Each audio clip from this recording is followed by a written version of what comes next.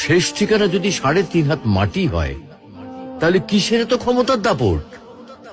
ভোর 5টায় মৃত্যু, সকাল 6টায় জানিয়ে দেওয়া হবে মাইকে, 8টায় শেষ গোসল করানো হবে, 9টায় তোমাকে নতুন কাপড়ে সাজানো হবে, জোহরের নামাজের পরে তোমার আলিশান বাড়ি থেকে বের করে নিয়ে যাওয়া হবে, 2টায় তোমার জানাজার নামাজ পড়ানো হবে, 2:30টায় তোমাকে কবরে নামিয়ে ফেলা হবে।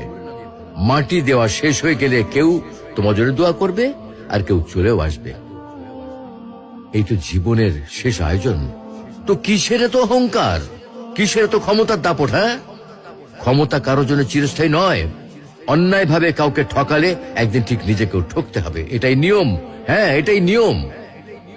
ভোরের সূর্যোদয়ের আলোতে যে পৃথিবী আলোকিত হয়, সন্ধ্যার সূর্যাস্তে তা আবার হারিয়ে যেত দেখি। অসত্য দিয়ে সত্যকে কখনো ঢেকে রাখা যায় না।